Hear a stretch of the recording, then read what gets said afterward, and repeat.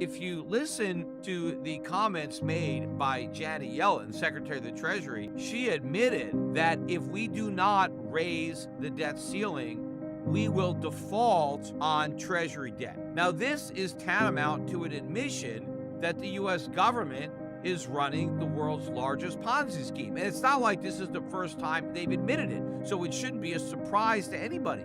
They have been admitting this for many administrations. And the reason it amounts to an admission that it's a Ponzi scheme is, what is a Ponzi scheme? What is it that makes something a Ponzi scheme? Well, it means that you pay out your old investors by getting new investors. So there isn't a return that is being generated. The only way you get money to pay the earlier investors is if you can take money from new investors. And the reason that Ponzi schemes always collapse is that you run out of new investors and then the whole thing falls apart. I just watched the Netflix documentary on Bernie Madoff. And the reason that Bernie Madoff's Ponzi scheme fell apart, it's not because government regulators figured it out. In fact, it was the opposite. One of the good things about this documentary is it shows the incompetence of the SEC. But not only did the SEC not figure out this was a Ponzi scheme, even though they had all the evidence handed to them years in advance,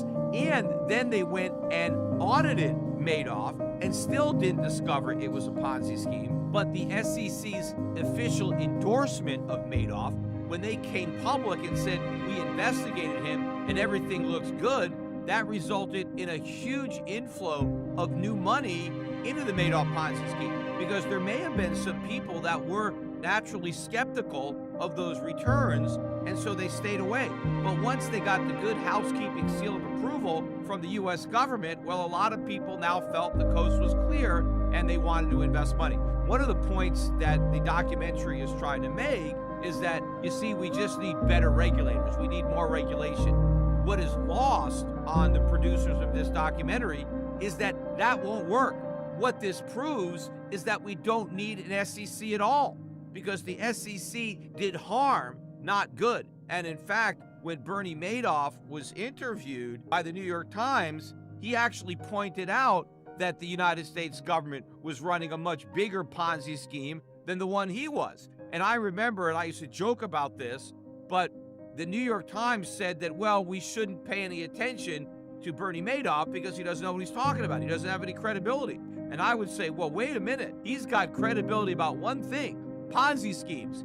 He knows them when he sees them. And so if Bernie Madoff accuses the U.S. government of running a Ponzi scheme, that's a credible accusation because he ought to know. And in fact, that's what I used to joke, that instead of putting Bernie Madoff in jail, we should have made him Secretary of the Treasury. Because one of the things that Bernie Madoff knows that apparently Janet Yellen and other secretaries of the Treasury don't know is that when you're running a Ponzi scheme, you don't tell anybody. You keep it quiet. You see, that's the key. That's Ponzi 101. But no, the Treasury Secretary actually tells people it's a Ponzi scheme, and they don't care. And probably the reason they don't care is because they know that the U.S. government is never going to default, because it doesn't have to worry about getting new investors. It can just print money. Now, the reason Madoff's Ponzi scheme fell apart was not because the regulators put him out of business. The 2008 financial crisis put him out of business. Now, ironically, that was also caused by government. So the only way the government put an end to the Madoff Ponzi scheme was by creating the 2008 financial crisis. Now, what happened was the financial crisis was so bad and the stock market dropped so much that a lot of Bernie Madoff's customers needed their money back. Now, of course, Madoff didn't report any losses because he didn't have any real trades. He was actually reporting profits while everybody else was reporting huge losses. And so a lot of Madoff's clients needed money. And so the only account they had that went up was Bernie's. And so they tried to withdraw some money. Of course, they got all these people wanting to withdraw money, but nobody wanted to put any money in because everybody was losing so much money. And so that's when the Ponzi scheme fell apart, because they couldn't get any new investors to pay off the old investors. Well, that is exactly where we are with the national debt. And that's what Janet Yellen admitted. Janet Yellen said, if we do not raise the debt ceiling, meaning if we can't borrow new money, then we can't pay back any of the investors who already loaned us money. In other words, the only way America can repay its bills is by borrowing more money from new investors so we can pay off the old investors. That is the exact definition of a Ponzi scheme. The only difference is this Ponzi scheme is being run out in the open by the U.S. government, and Bernie Madoff's was a privately run scheme that was being run in secret. But just like Madoff's scheme collapsed, this scheme will eventually collapse. Now, the other statements that are being made that always bother me every time we're talking about raising the debt ceiling is you'll hear members of the Biden administration saying that we have to raise the debt ceiling because America always pays its bills. And if we don't raise the debt ceiling, then for the first time, we won't be able to pay our bills.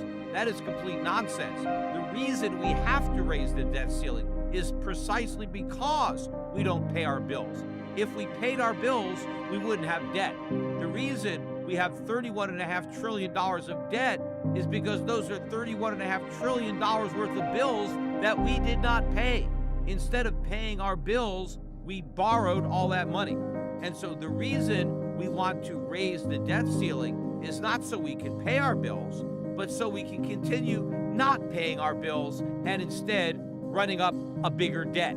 Because if America wanted to pay its bills, it can pay the bills. We don't have to raise the debt ceiling to pay the bills. We just have to raise taxes, or we just have to cut other spending so we have enough money to pay for the spending that we want to prioritize. But we don't want to do any of that. We don't want to be fiscally responsible. We want to continue being fiscally irresponsible, and we want to raise the debt ceiling. That's what's so frustrating about all the people who are saying we need to act responsibly and increase the debt ceiling. The responsible thing to do is not to raise the debt ceiling and for the first time actually pay our bills. The other thing that bothers me is when members of the administration say how America has never defaulted on its obligations, and so we need to raise the debt ceiling because it would be a huge disaster if for the first time America had to default. And that's not a true statement. America has a history of default. That's what we did in 1971, because prior to 1971, all Federal Reserve notes, and that's what they were, notes, were obligations to pay a fixed weight in gold. That's what we owed. So if you owed a Federal Reserve note, the Federal Reserve owed you gold. That's what the note promised to pay. Well, what happened in 1971 was that we defaulted. We told all of our creditors who were owed gold that you were going to get none of the gold that the Federal Reserve was obligated to pay you. In other words, it was a complete default. It wasn't just a partial default. We didn't tell our creditors that they were going to get less gold than what they were owed. We told them they weren't getting any gold at all. It was a complete default. So if America was willing to default on that obligation, why wouldn't it be willing to default on the current obligations, which aren't even as great as having to pay gold, because all we're paying is dollars, and we could print those at will. You see, we can't print gold. That has to be mined. It's easy to print dollars, but again, that's why we may not default on this promise, because we can print all the dollars we want. The problem is we can't print any purchasing power, and it's not much of a consolation to our creditors if we don't default, but instead we repay our debts